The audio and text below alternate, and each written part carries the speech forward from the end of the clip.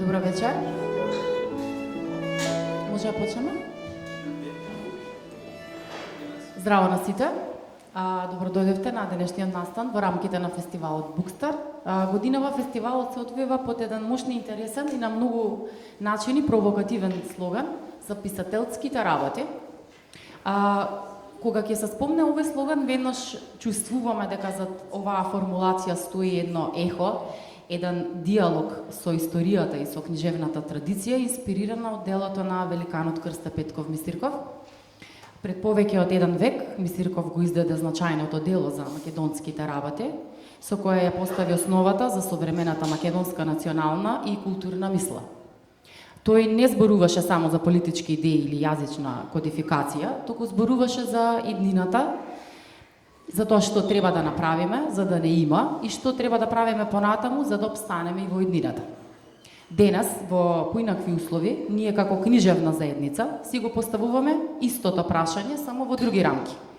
Што направивме и што треба да правиме за однапред?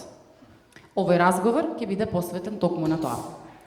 Ако Мисирков зборуваше за создавање на јазикот и идентитетот денес, нашите писатели зборуваат преку тој јазик, го носат на нови простори и му даваат нови облици.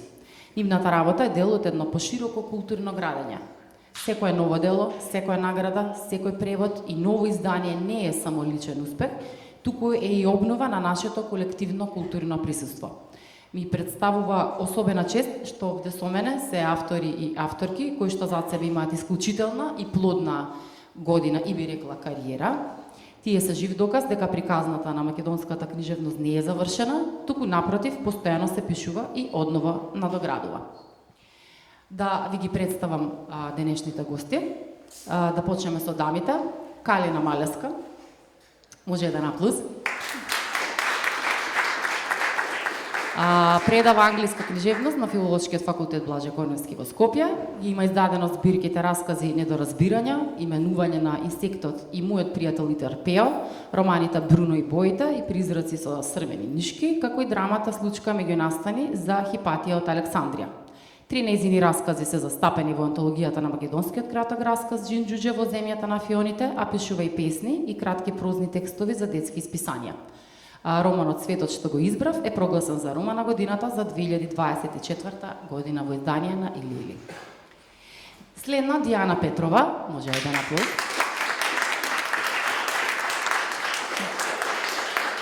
Дипломирала на Филолошкиот факултет Блаже Коневски во Скопје, на катедрата за македонска книжевност и јужнословенски книжевности, го објавила романот Бдењето над себе, како и збирката раскази Не правете им сенка на гробовите.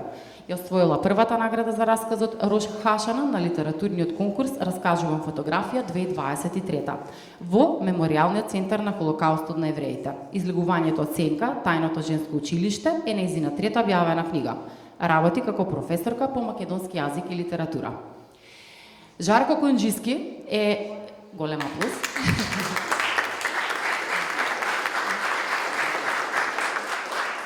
Македонски прозаист и драмски автор, работи како главен уредник на издавачката куќа Антолог и основач на фестивалот Букстар. Автор е на 13 книги, од кои позначени се романите Спектатор, Америка, Најдено загубено, Свинга на гневот, потоа збирката драми Ендрю, Љубов и други неповоди и збирката Раскази 13. 3 негови кратки раскази се застапени во антологијата на македонскиот краток расказ Джинџуџе во земјата на фионите, а неговите дела се преведени на неколку странски јазици. Добитник е на наградите 13 ноември, 11 март 1943, Бели мугри, студентски збор, како и на награди за сценарио и глума на фестивалот Лица без маски. Во 2024 година ја добива наградата Стале Попов за збирката Раскази Приказничар. Михајло Свидерски, аплауз. Ја објавил поетските збирки Жетва на душата, Нисонот од магли дождови, Звезди што спијат и Граници, за што ја добил наградата Антев Златник на меѓународната манифестација Антево слово. Во 2014 година Свидерски го објавил кусиот роман Бело и црвено, за која добил наградата Новите, а потоа романот Последните денови на Ханс, кој влегол во најтесен избор за наградата Роман на годината. Бил номиниран за наградата за литература на Европската унија. Учествувал на повеќе поетски фестивали, застапен е во домашни и странски книжевни списања, антологии и зборници. Поезијата на Свидерски е застапена во повеќе литературни исписанија во Македонија и во странство. И за крај, Иван Антоновски, македонски поет, есеист, книжевен критичар, книжевен преведувач и публицист. Работи како асистент на Филолошкиот факултет Блаже Коневски при УКИМ во Скопје. Прогласена за најдобар млад научник во хуманистичките науки за 2021 година и од председателот на државата му е доделено признанието Успешни млади. Добитник е на повеќе награди, како 13 ноември на град Скопје, Франк Манинг на ректоратот на УКИМ, Тодор Чаловски, што ја доделува Сдруженијето за литература, култура и уметност Галикул, наградата за необјавена песна Анте во слово за најдобар расказ Живко Чинго, како и наградата Ванчо Николевски за најдобро дело за деца и млади за книгата Бакнежи на небото. Автор е на неколку поетски книги, како и на едно прозно дело. Застапен е во повеќе домашни и меѓународни поетски антологии и зборници, а делови од неговото поетско творештво се препеани и публикувани на неколку странски јазици. Ве молам еден аплауз за сите гости вечера. Јас би сакала да почнам токму со Иван. Да го прашам пред се, што според тебе, Иван, може на ти да си собраќаме, представува успех во книжевноста денес? Дали тоа се наградите, преводите, изданијата или нешто поинаку мерливо? Најпрво, благодарна што за прв пат сум од оваа страна на Букстар. Навистина е чест и задоволство. А што е успех во книжевноста и колку е или не е мерливо? Рецепцијата што книжевното дело во исто време ја доживува и од упатената публика, книжевната критика, меѓутоа и од читателската публика воопшто. Со децении наназад постои една легенда дека писателите пишуваат без цел дали ќе бидат читани или не. Треба тој мит да падне и да кажем дека на крајот на краиштата секој пишува со цел неговата порака, неговото дело да допре до одредена читателска публика. Идеалната комбинација е ако одгласот на критиката и поширокиот читателски аудиториум се совпаѓаат. Впрочем, ако не ни беше важно колку читатели имаме, тогаш зошто реагираме кога некои дела кои што не се високо позиционирани на естетската вертикала според мнението на книжевната критика, поради други фактори доживуваат голем публицитет, видливост и следствено читатели. Така што успехот е и ако наградата или што и да е друго, придонесе да биде препорака книгата да допре до читателот. Ако е награда сама по себе, без да има влијание на рецепцијата за книгата кај читателскиот аудиториум, па и нема големо значење. Да, значи ја перцепираш наградата како еден вид на промотор на самото дело за кое што се однесувате, затоа може да ни каже сега и Калина како добитник на наградата Роман на годината. Калина, што за тебе значи успех во книжевноста денес?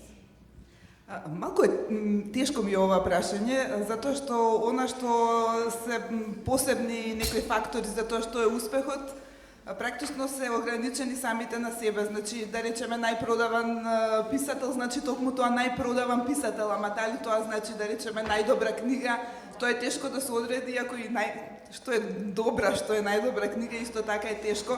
Најпреведуван писател, исто така најпреведуван писател, ама тоа пак е многу тешко да се определи што точно е успех, бидејќи во некои случаи може да биде да се надоврзам на ова што го зборуваше Иван, дали книжевната критика ќе одреди што е, да речеме, некое дело е повисоко на вертикалата, како што вели Иван, но дали има доволно читатели. Од друга страна, може да има повеќе читатели и тука ќе се согласам дека и тоа е дел од успехот. Сакам да кажам, има многу фактори, затоа е тешко да се определи што е успех, бидејќи сите овие фактори заедно го определуваат успехот и мислам дека имањето многу читатели е главно многу важен дел од успехот.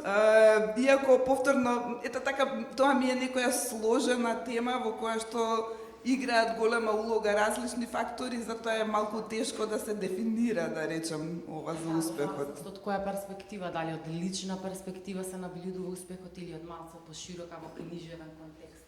Да, инаку наградите секако придонесуваат во голема мера за видливоста, така што се важни за книжевноста. Михајло, книжевноста во време на промени. Како изгледа да се биде писател во денешни услови на дигитализација, социјални мрежи, глобализација и политичко-социјални предизвици? Па добро, свесни сме за хиперпродукцијата на сите полиња од општественото живење, не само во книжевноста, но сепак има некој филтер, некоја селекција кај читателската публика, она што е естетско, вредно, книжевно, уметничко, да остане за навек, да кажеме. Токму тоа, да се надоврзам и на претходното прашање, што е успех? Успехот е една абстрактна категорија. Знаете, времето ќе покаже што е успешно и што било добро, кое што ќе ги помини филтрите на историјата на книжевноста, што ќе го остави како еден траен аманет за идните генерации. Бидејќи она што било и останало, значи вредело и ние го спомнуваме и го читаме и така натаму, и често се навраќаме и препрочитуваме, да се надеваме дека единствената работа мерлива во оваа работа е дека ние треба да пишуваме квалитетно, со добар јазик и добра приказна. Се понатаму, не велам дека надградите и другите работи не се мотивација, тие се еден додаток, еден поттик на авторот и секако еден печат за неговото творештво. Но најважно од се е она што се создава вака со естетска вредност, со книжевно-уметнички квалитет. И ерата на дигитализацијата сметам дека не може до таа мера да го наруши она што ние го создаваме. Бидејќи пред 10 на 15 години се зборуваше дека e-books, електронските книги, ќе ја заменат книгата во хартија, потоа аудио книгата ќе ја замени и никогаш не ја замени. Така да, добро е што постои книгата во хартија и се надевам дека ќе постои со векови, напред се уште, бидејќи мирисот на хартијата читателот го сака се уште. Благодарам. Дали, например, се чувствуваш како автор на еден начин загрузен од конкуренцијата на вештачката интелигенција, да речеме, кога сме веќе кај дигитализација, како гледаш на тој феномен? Дали мислиш дека тоа може да ги смени работите во поширок контекст тука во домашната книжевна сцена, нели сега сме сведоци дека ChatGPT може цела книга да напише. Што мислиш лично ти за тој момент, за тој фактор? Каде тука гледаш улогата на писателот? Ако е ChatGPT, тогаш нема улога на писателот, улога на ChatGPT. ChatGPT, ако или и другите, нели, Gemini и така натаму други алатки, ако пишуваат алатките, тогаш тоа не е писател. Едното со другото се исклучуваат. Писателот сам ја создава и ја осмислува приказната. Сам ја пишува приказната.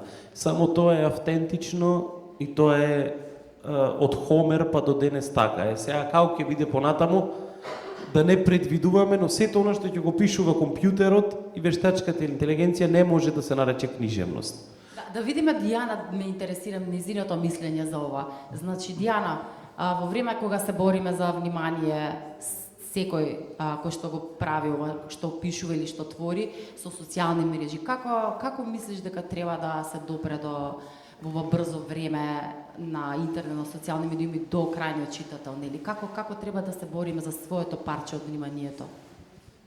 Јас прво не би рекла дека ChatGPT не е некаква конкуренција. Така да, ме интересира тоа. Тоа што пишувањето е порив. Нели не пишувањето, самиот автор, самиот писател ја преживува приказната, ја живее приказната, така што тие што пишуваат бидејќи сакаат да пишуваат, не да штанцаат книги, нели кажано.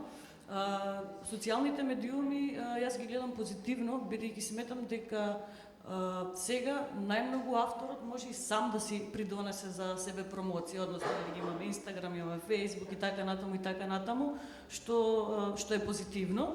Меѓутоа не само тоа што е позитивно, туку на тој начин сметам дека можеме да допреме до помладата публика, со оглед на тоа што нели помладата публика, иако ние сме млада, мислиме ние сме млади, да не звучиме, да не бидам разбрана погрешно. Помладите генерации се обседнати со социјалните мрежи И мислам дека социјалните мрежи се супер начин за промоција на книжевност, на автор. И јас морам да признам дека многу ми е мерак што овде вечер во просторијата има еден куп ученици. Да, точно. Што е за голем поздрав. Апсолутно. Така што додека имаме таква публика, односно додека младите сакаат се уште да учествуваат во книжевноста или во книжевниот свет, мислам дека нема гајле за авторите, нели? Апсолутно. Би сакала да се надобразам само кратко за наградите и за дали наградите се успех. Јас повеќе би рекла дека наградите се признание, иако на секој му значи да добие награда апсолутно, и секој конкурира за награда да ја добие. Секој што конкурира не може да каже, ама мене наградата не ми е важна. Ако не ти е важна, се разбираме. Меѓутоа сметам дека тоа што е поголем успех во книжевноста е да има авторот читатели кои што го разбираат неговото писмо и кои што одвајќи чекаат да излезе нова книга, макар тој број на читатели да е и 50, не е воопшто, не зборуваме за бројка. Така што се согласувам со Галина што рече дека малку индивидуално е тоа што е успех во книжевноста, меѓутоа според мене успех во книжевноста се и таквите фестивали, настани, книжевни кои што се случуваат, бидејќи се начин на кој што може да се промовира и да се направи комбинација од тие социјални медиуми и да се спојат заедно со книжевноста. Мислам дека тоа е подобар начин отколку, пак повторувам, што е многу апсурдно ChatGPT да напише книга. Така. Жарко. Меѓународна видливост. Колку е важно македонските автори да бидат преведувани и читани надвор? Што добиваме од тоа ние како заедница, а што добивате вие како автори?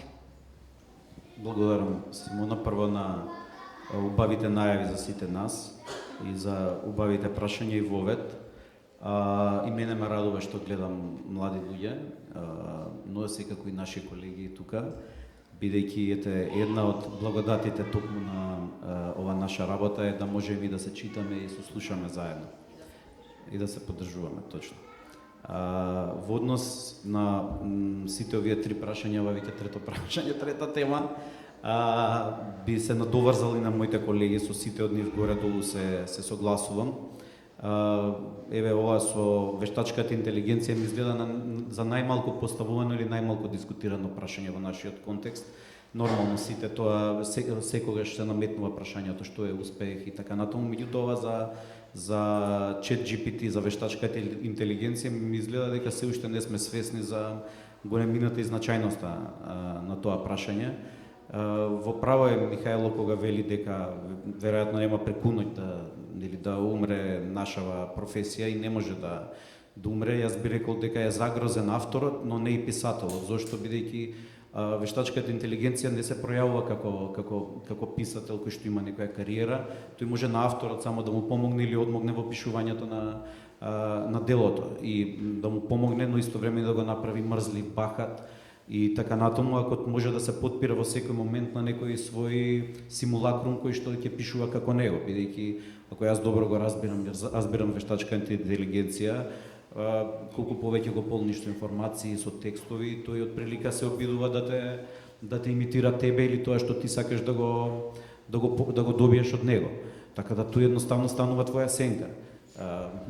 Не би играл сега доктор Джекил и мистер Хайд, бидејќи тоа би отишло во нека сосема друга крајност, но во секој случај мислам дека авторот тука ќе се чувствува малку по преслободен кога е на компјутерот, во смисла дека ќе има бекап опција, секогаш ќе може, ако тој има креативна блокада, неговава сенка или неговиот аватар, наречен вештачка интелигенција, да го поттурне напред. Предпоставуваме ви во вашава професија со копирајтинг, со све се соочувате со слична некоја ситуација и за мене лично мислам дека низ годиниве, бидејќи колку година и пол, две е ова во јавниот дискурс, дека допрва ќе тој проблем и со таа ситуација авторот па и писателот ќе се соочи. Така да се додека авторот е затворен дома пред екранот и со својот аватар е во ред. Меѓутоа има една етичка димензија сега, треба тој автор да излезе како писател, со име и презиме Жарко Гојанџиски или Иван Антоновски и да каже еве јас ја напишав оваа книга и да го носи тоа на своите плеќи. Така да има повеќе димензии, повеќе слоеви оваа тема. Во однос на последново прашање, точно тоа е тоа некое свето тројство на изданија, продадени книги, награди и преводи. Дури кога е она награда на мај за автор на годината, прилика тие три информации ги бараат за да ги дадеме за писателите кои што ги номинираме. И мислам дека сите три се важни. Навистина, мислам сите, како што каже Иван, сите се бориме за читател повеќе. Некој повеќе или помалку преку социјални медиуми, преку не знам некоја лична прв контакти на луѓе, први читатели се секојаш на промоциите. Јас велам и на нашите автори велам, првата промоција на книгата не е репер, тука се секојаш роднини, тетки, пријатели, колеги, тесниот круг. Ако книгата успее после тоа да создаде преку тие луѓе некоја верижна реакција и други луѓе посегнат под книгите надвор, тој прв круг кој што е сигурица, safe zone, тогаш веќе може да зборуваме дека книгата оди напред и пенетрира во читателскиот аудиториум.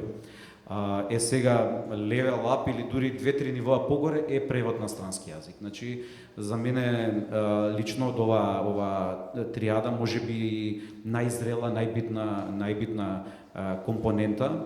За мала средина како Македонија, мислам дека сето тоа има значење не само лично за авторот, туку дури и за земјата, за културата, за литературата која што ја представуваме, бидејќи знаеме со какви све пречки се соочуваме и во рамки на јазик и на литература и така натаму, да не е сега како папагал ги повторувам тие нешто што од времето на Крстен Мисирков кој што го спомнуваме овие денови многу често на фестивалов, но е наша задача да кога ќе се преведеме на еден јазик, значи ние како представници на овој мал јазик ја представуваме не само себе си сопственото творештво, туку и оваа култура, затоа што и гостиве што ги носиме, они доаѓаат во Македонија, од Чешка, од Турција, од Шпанија, и јас баш вчера на ручекот ги прашав што знаете за македонската култура, што знаете за македонската литература, малце така го задржаа залакот во уста бидејќи не знаат. И токму тоа е и нашата цел, нели, да не запознаат тука, да ги запознаат одблиску нашите автори и по можност да избориме некој превод, а со тоа и нешто повеќе за македонската литература. Конечно е малце и подолго од тоа што планирав зборувам, би кажал, освен оваа тријада, не ме сметам дека тоа е се што еден автор е битно за да биде успешен, затоа што секако е битно, Фросина ни се врати од резиденција, писателските резиденција, исто се начин на директно се видиме, да директно да искомуницираме со еден круг на луѓе во еден друг контекст и географски простор. Потоа медиумското влијание, имаме писатели кои што нели се пројавуваат со колумни, со некакви јавни кампањи, акции, и конечно тој личен однос што секој од нас го гради со своите читатели. Не се секогаш и лајковите, многу често е невидлива таа врска меѓу авторот и читателот, и според мене и тоа многу важно. Еве за сега мислам дека е доволно. Само да се надоврзам секунда за вештачката интелигенција, бидејќи тука учениците треба да знаат и треба да ја користат, тоа е добра алатка. Ние кажувавме талентот наспрема она што го прави машинското пишување. И ја погледнав книгата од Кали на светот што го избрав, ние писателите го избравме овој свет неприсилени, туку од својот порив, од внатрешниот повик. И затоа користењето на такви алатки би можело да биде апсурдно ако некој веќе доброволно се препушта на таа работа, а користете ги за научна работа, за информации, се многу полезни и ќе ви собираат информации, ќе ги систематизираат, може да ви кажат научни методи по кои да работите и така натаму. Користете ја во полезна, да не бидам радикален. Користете одговорно. Јас лично мислам дека ChatGPT или генерално вештачката интелигенција само може да ги филтрирам и да ги изфрли мрзливите од авторите кои што веќе сакаат и инсистираат на апсолутна автентичност, затоа што е многу лесно да влезеш кога си заглавен со инспирација, многу е лесно да забегаш, народски кажано, така што тие што ќе сакаат и што ќе инсистираат по секоја цена да останат автентични, ќе го избегнуваат дека е малку некако стапица. Тие што сакаат малце по полесниот пат да одат, ќе го користат и со тек на време се по невидливе, потесна ќе биде границата и потешко ќе се препознава кој користел, кој не. Тоа станува да се бориме мануелно против вештачката. Иван, Дали чувствуваш дека како автор носиш некаква културна или општествена одговорност или книжевноста треба да остане слободна уметност без обврска кон општеството?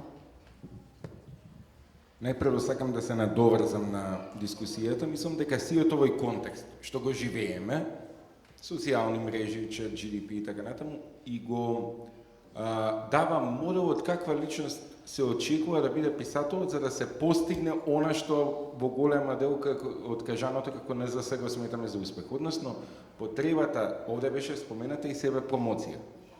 Значи, потребата од видливоста на авторот се условува од неговото физичко присуство и од неговото присуство во јавниот дискурс.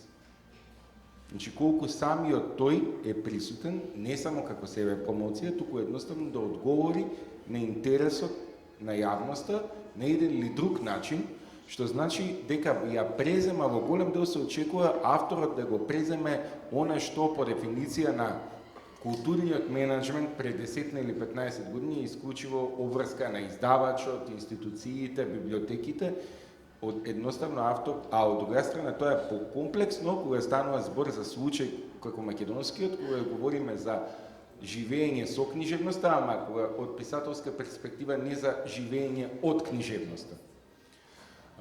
И на некој начин данокот најчесто го плаќаат авторите кои што се се уште со девизата дека тоа што јас сакав да го кажам со моето книжевно дело, не сакам интервјуа, не сакам јавни настапи и се на некој начин во наводници ставени осудени да бидат помалку видливи и тие и нивните дела од авторите што се поподготвени да се впуштат во јавниот дискурс и простор и надвор од книжевното дело. Во овој сегмент мислам дека на некој начин ова прашање се доврзува. Сите ние понесуваме некаква одговорност. Одговорноста ја понесуваме и со делото што ќе го објавиме, со тоа што ќе го пласираме, меѓутоа одговорност понесуваме и во однос на низа други прашања во кои што како фела, како интелектуалци, зашто писателот по дефиниција се смета дека интелектуалец, треба да имаме одреден став.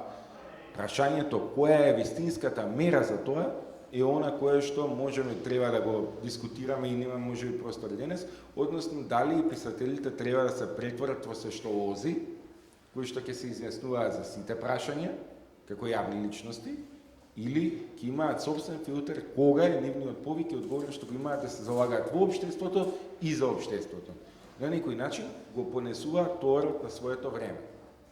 И тука мислам дека никој од овде немаме дилема, а кои се прашањата за кои што писателите се повикани да кажат став, зависи од низа други фактори, културниот контекст и така натаму, кои што не може да се генерализираат во македонскиот случај наспрема другите. Така е. Калина, за истото прашање.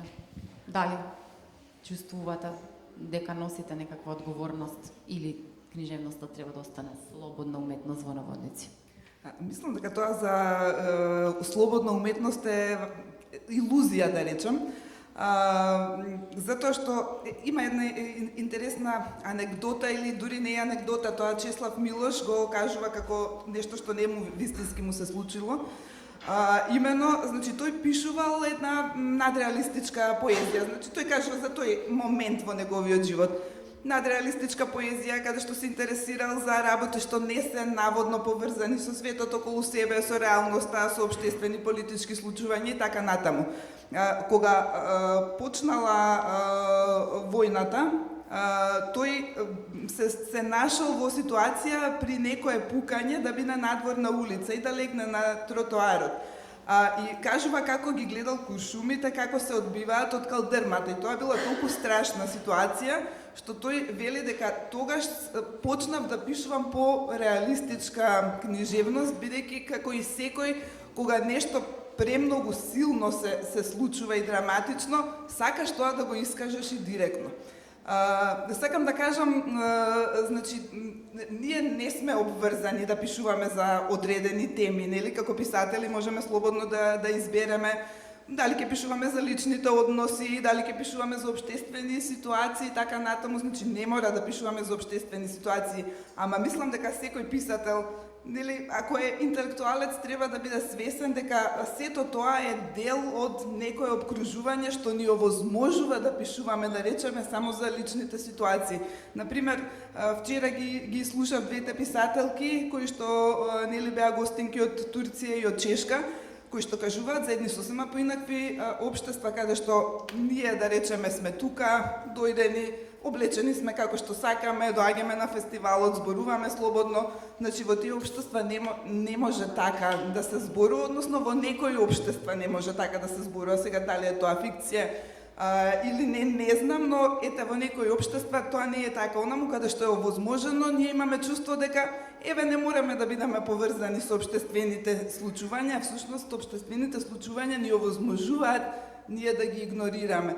Во таа смисла сакам кога писателите се свесни за вистината, условно речено, иако не мораат да пишуваат секако директно за не знам, за некое политичко случување или нешто, значи може и за лични односи да пишуваат, ама тоа пак да знаат, да бидат свесни дека е тоа затоа што во одредена ситуација тоа може да се случува. Да биде во контекст. Така што сметам дека имаат одговорност. Јас сметам дека е нужно за еден писател да биде социјално, политички, културно ангажиран, како што рече Иван, интелектуалец пред се, интелектуалец со проширени знаења од светот што го обкружува, бидејќи тој пишува за своето време, за светот околу себе. И без разлика на која тема, разбирате, без разлика дали е тоа некој општествен проблем или личен, социјален проблем и така натаму, тој нужно е да го познава светот околу себе за да може како таков да го прикаже. А кога ќе го прикаже, пак идните генерации да можат, како ние од римјаните што читаме и разбираме како римјаните живееле во тие векови, така и од нас по векови ќе може да се чита за ова време овде и сега. Да, и добро е и полезно е тој да биде ангажиран. Повелива? Јас тука само морам да кажам дека се соочуваме, бидејќи беше спомената хиперпродукција, значи колку што се соочуваме со хиперпродукција по бројност на дела и автори, во глобални рамки туку се соочуваме и со хиперпродукција на книжевни настани, на се. И прашањето е колку на некој начин со сето тоа хипер се одличуваме од суштината, односно колку обичниот читател, во наводници ставам обичниот, има вистински филтери. Мислам дека со текот во време во пред нас, во глобални рамки, на вистина оваа дебата нема да може да ја сведеме на час или два, туку многу ќе треба да се разговара за таа спрегана релација помеѓу издавачот, она што е видливост на писателот, критиката и читателот како оние кои што треба да е на педестал за сите овие заедно, наспрема комерцијалниот ефект кој што секако издавачот го интересира или ќе го интересира, и во контекст на таа хиперпродукција настани, јас морам да се извинам пред се на публиката, а секако и на организаторот, што заради одамна прифатен ангажман на друг настан во 19 часот нема да можам да останам до самиот крај овде на настанот, ама затоа што сега давам ветување и само како еден од публиката на следниот Bookster ќе бидам од почеток до крај, какви други настани да има. Фала ти што најде време да бидеш дел од денешниот разговор. Ти благодарам за одговорите и убаво ја начна темата да ја продолжам понатака, значи Дијана, кога веќе спомна хиперпродукција, читање, публика, како ти ги доживаш денешните читатели? Дали се менува начинот на кој што се чита и што значи тоа за тебе и општо генерално за нас како автори? Апсолутно се менуваат денешните читатели со оглед на тоа да се надоврзам и на претходното дека денеска на мода се социјалните медиуми, аудиокниги, посебно еве во наше време да направиме нешто, читавме рецепт, нели? Сега веќе не гледаат, не читаат рецепт, туку гледаат видео, меѓутоа тоа видео е убрзано видео, како и да така што значи дека немаат концентрација. И ја многу често кога им кажам на моите ученици, посебно кога дојдеме веќе до Злосторство и казна, таа е една од поголемите книги која што од 600 страници тоа е луѓе голем шок што треба да се исчита. Верувам дека нели од како се обидуваме долго време и така натаму да ја прочитаат книгата, после добивам позитивен фидбек. Меѓутоа новите читатели, односно бараат се што може да биде во скратена верзија. Јас дори имав многу интересна вежба со учениците, претходниве генерации, кои што им рекува да представат дело, книга, песна, што и да е, какво и да е книжевно дело, на начин на кој што на нив би им бил најинтересен и најлесен за разбирање. И сите ученици, без да се договараат, самите имаат изготвено стрипови за конкретно дело. Имавме стрип за Бегалка, имавме стрип за Злосторство и казна, имавме стрип дури за некои песни од Владо Урошевик и така натаму. Така што денешните читатели нормално дека се многу поразлични од тие што биле порано. Апсолутно, затоа што визуелното е сега достапно, ние на сега да го сретнуваме, нема потреба сега, односно не сега да чита тој како изгледал корсетот на Ана Каренина, од колку кончиња било, од колку копчиња било, затоа што го сметаа тоа како непотребна информација и непотребно давање од авторот. И јас знам често, знам учениците што прават, дека ги вртат страниците додека да дојдат до некое дејство, што значи на нив им треба некаква брзина, им треба нешто да се случува. Како во склоп со времето во кое што живееме, веројатно. Брзо време, брзи информации, Или кажам, брзи контекстот ни менува не само модел на писател, туку и модел на книжевно дело, како што веќе знаеме дека дефиницијата за роман е редефинирана во последниве 15 години во глобални рамки, што е она обем на роман, новелата, веќе никој не е споменува ниту во словенскиот свет, како жанр, иако пред тоа спомнуваше, токму и тоа претопување меѓу роман, новелата се должи на недостатокот на внимание кај читателите. Не само што се бориме со не само што се менува, јас знам дека порано многу се радував кога за 300 денари, да речеме, можам да купам некој огромно книгиште, така? А сега дефиниција за 300 денари ќе ја купи таа 500 бидејќи е помала, нема да ја купи таа 300, така што дефинитивно се менува. Тоа не мора да значи дека сите автори или авторите мора да го сменат нивниот начин на изразување или нивниот начин на пишување, иако па како добро се сеќавам во македонската книжевност, не можам да не ми текнува моментално некој име кое што должи толку, да речеме, во томови и така натаму. Во секој случај апсолутно да се менува, како што се впрочем менува и се, така што писателот и треба да одговори на новите општествени промени, тука доаѓа таа општествена тежина што ја спомна. И верувам дека колку и да сака авторот да се оттргне од општественото влијание или од општествената тежина, никој пат нема да успее, макар и да не биде тоа свесно, бидејќи живее во светот, со самото тоа што присуствува во светот. Литературата како уметност или уметност поради уметност не се случило ниту тогаш кога требаше да биде такво, нели, кога беше дефинирано како такво, така што... Жарко, кој е твоето мислење за темата? Па, кога пишувале Сервантес и Достоевски, немало Твитер, односно Екс, немало Снепчат, така да веројатно и сето тоа и ги формирало дискурсите и обемот на книги да е поразличен. Како што гледам јас сите наши овдека книги што се поставени, а нема на Ивана Мајтаа е сличен обем, не поминуваат повеќе од 100-150 страници, осем мојата што е збирка раскази, другите се романи. Така да очигледно е дека тоа поврзување, тоа слевање меѓу некои жанровски категории што порано биле многу строги, не знам, се знаело што било новела, што било новелета, што било роман, што било расказ. Сега речи си го да го нема и жанровите некако се прелеваат од расказ до новела и од новела до роман, половина чекор или еден чекор. Така да очигледно е дека го живееме и го плаќаме данокот на новите медиуми. Но јас секогаш правам и една интересна паралела со кога зборуваме за форматите, обично за аудио и електронски книги, дали ги загрозуваат овие нашата омилена форма, тоа е печатената книга. Нормално е дека таа промена мора да се случи, дека форматите секако се диктирани како и се друго од контекстот кој што го живееме, и времето во кое што живееме. Не знам, првите најдени, нели, пишани трагии се на камени плочи, луѓето немале други, па после измислиле папирус. Замислете сега ние да ги пишувавме нашиве книги, да ги уклесувавме у камен за да може да останат за следните генерации. Така што тој процес е природен. Во однос на тоа како пишуваме и зашто пишуваме и колку треба, нели, тој баланс на општеството и да се чувствуваме одговорни, мислам дека не треба да се чувствуваме, но секако ние кои ќе се родиме, не им даваме на нашите деца папаја и не знам дуријан и не знам какво се овоше, јадат пиперка и патлеџани.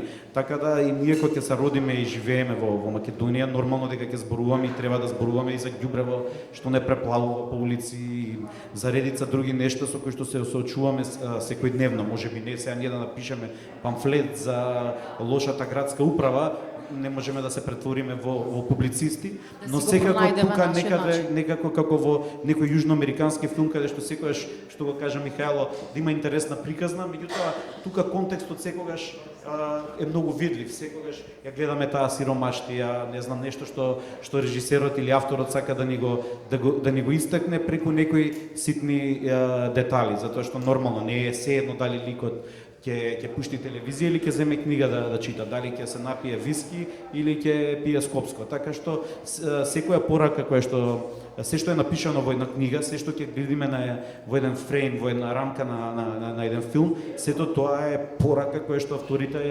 ја пренесуваат и ништо не е случајно. Така што кога читате книги, не ги читајте само приказната, туку ја обраќате внимание на деталите, бидејќи сето тоа е дел од една голема приказна која што вештите писатели со кои што ја делам цената денес секако намерно го вклучуваат во своите книги. Фала ти многу, Жарко. Јас мислам дека се приближуваме до крај. Сакам сите еден по еден да слушнам ваше мислење за последното прашање што го спремив за вас. Калина, што треба да правиме за однапред? Кои се конкретните чекори што мислите дека писателите, издавачите, институциите, па и самите читатели треба да ги правиме за да книжевноста биде живо и витално поле и во иднина? Многу те благодарно прашање, бидејќи може да имаме некоја визија како нешто ќе се одвива, ама потоа се случуваат нови работи постојано. Еве, бидејќи се спомна преска ChatGPT, тоа до скоро не постоеше и не беше дел од оние предвидувања што ние сме ги правеле за тоа како ќе се развива книжевноста. А премногу брзо се случи и се случува и потоа оди во некој друг правец од она што ни изгледало. Затоа исто така јас имам некои гледишта за тоа што можеме да направиме и како да направиме, но реалноста некогаш не носи во сосема неочекувани правци. Во секој случај, мислам дека, бидејќи во македонската книжевност на вистина има одлични дела, јас последниве 10 години многу повеќе читам македонска книжевност отколку порано што сум читала. Предавам англиска книжевност, така што и таа ја следам сериозно. И современата и англиска, американска книжевност и така натаму од англофонските земји и навистина особено еве и во краткиот расказ и во романите, но оние микроразкази исто така се на ниво, навистина светско ниво. И тука мислам дека во однос на тоа треба нешто да се направи многу повеќе да се представи македонската книжевност надвор. Како тоа да се направи, тука не сум сосема сигурна како може тоа да се направи. Затоа што тоа е случај со сите земји кои што се слични нели на Македонија, каде што не го зборуваат тој јазик многу луѓе надвор од земјата. И затоа треба нели ние самите некако да се потрудиме да ги извадиме нашите книги надвор од границите. Мислам едни на други, нели не само своите, туку и на сите колеги писатели и писателки. Бидејќи тие нема како да бидат достапни. Значи, светот во сите земји е препон со книжевни дела и многу е тешко некаков пристап да се има надвор од земјата, но еве тука мислам дека можеби треба да се превземе некако и системски некои чекори повеќе во тој правец. Инаку во однос на тоа, еве, читатели, писатели има, но овој сегмент мене ми е нешто што треба да најмногу да се работи. Михајло? Па треба да пишуваме, што треба да направиме, да продолжиме да пишуваме. Ние авторите и другите што работат друга работа, секој да си ја работи својата работа умешно и успешно. Може би од публиката гледам млади луѓе, некој го почувствувал поривот да пишува, нели може да кренете рака. Пишува некој од вас? Не сте интерактивни денес. И може би да пишува, добро е да чита, да се вооружува со знаења, со различни типови на нарација, различни приказни, така натаму, и да не престануваме да пишуваме и да пишуваме. Ништо друго не треба, ние нашето, цару цареву, Богу Божие, да, така е. Така е, Дијана. Во духот на Мисирков тој кажува дека македонскиот јазик, односно секој јазик, всушност се развива преку литературата и се согласувам со Михајло дека треба да пишуваме, меѓутоа да не биде толку само да пишуваме, туку малку и да се читаме меѓу себе, да видиме како стоиме, што стоиме и што треба да направиме. Сметам дека ни треба многу поголема поддршка од институции, бидејќи јас имав случај, лани бев на резидентен престој во Бугарија, јас бев изненадена од тоа колку многу читаат луѓето и колку многу се продавани авторите. Дури имаше еден коментар во смисла, па тој автор не е многу продаван, само 5000 примероци од книгава. Јас мислам на прсти можат да се избројат авторите кај нас во Македонија, нели, кои продаваат повеќе од 5000 примероци, да не зборувам за сумите книга која што видов дека е продадена во над 20.000 примероци. Луѓе, тоа се огромни бројки. По разговорот со авторите, со издавачите таму, ми кажа, мислам, нели, свативме дека всушност е поддршката која што ја даваат и издавачките куќи, меѓутоа и другите институции, пред се библиотеките. Всушност, бугарските писатели имаат многу голема поддршка од библиотеките, ги откупуваат нивните дела, ги промовираат и така натаму, меѓутоа имаат поддршка и од луѓето кои што живеат надвор од Бугарија и на тој начин го докажуваат нивниот патриотизам, а некако нашиот патриотизам си е на поразличен начин прикажен, така што луѓето кои што всушност се одселиле од Бугарија, кои што живеат надвор од Бугарија, најмногу ја помагаат книжевноста, со тоа што помагаат да бидат книгите преведени на англиски, да бидат преведени на германски, да бидат преведени. Така што сметам дека тоа е висок чин на патриотизам, а не тој патриотизам кој што некако го таиме ние, а мораме да признаеме дека секоја година сме се понеписмени и се помалку заинтересирани за јазикот. Така е. Истото прашање предпоставам. Добро, супер прашање за крај. Ние до сега некако доста, нели, говоревме од некој философски или онтолошки аспект за литературава. Мислам дека ова е прашање баш кој што задира во практичното, во прагматичниот аспект на нашето пишување, на тоа што треба ние како писатели да сториме. Нормално мислам дека поддршката и размената на ноу-хау, на искуства меѓу фелата е многу битна и таа синергија. Значи нема тука, не сме на спротивни страни, писателите, издавачите, преведувачите, агентите и така натаму. Значи има некои така слаби точки кои што мораме да ги детектираме. Не знам, ретко кој од нас, да не кажам никој не е, осем пар луѓе е застапуван од книжевен агент. Значи едноставно тоа е мана на нашава средина што се уште некако кога ќе дојде до продавање на авторски права, ние секогаш на авторите секогаш не прашуваш тоа ако отидам има интерес за мојата книга на страна, викам твој си се прават и секој автор сам си се застапува. Тоа е супер окей, можеби звучи така и мој си се правата, си ги чувам. Меѓутоа од друга страна не е добро за професионализација на секторот. Значи ние мораме малку да го издигнеме македонскиот автор и преку можеби некој таков вид на некој агенциско застапување.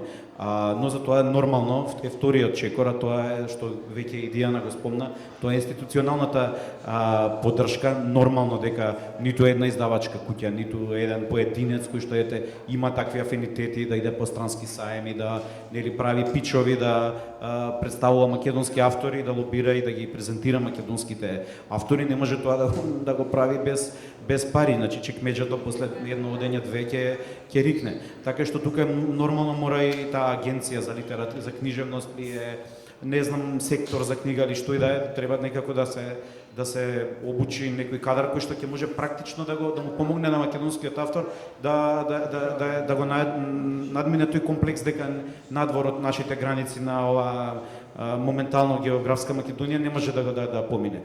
Трета точка е ова што исто Дијана го спомна, диаспората. Значи дали таа наша диаспора чита? Значи ние треба некако одат таму музички звезди, гледаме сите овие наши мејнстрим медиуми, колку често нашиве музичари се присутни.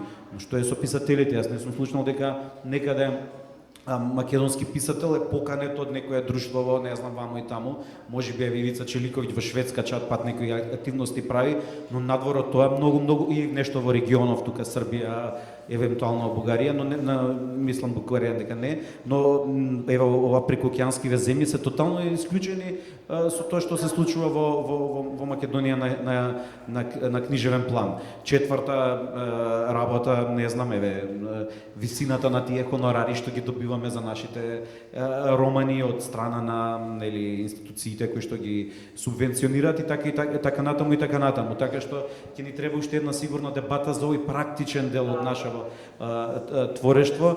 Убаво е кога зборуваме за милните нешта поврзани со литературата, но за жал има и горливи некои попрагматични прашања кои што си бараат еден малце по широк и обсежен јавен дискурс според мене. За тие, може би здраве следна година кога повторно ќе ме поканиш да бидам модератор.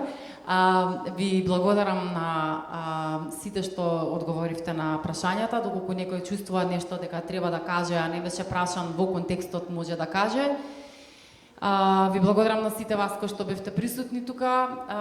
Се надвам дека слушнавте за работи кои што ви интересираат и дека ќе продолжите да читате и ќе ја поддржувате македонската книжевна сцена.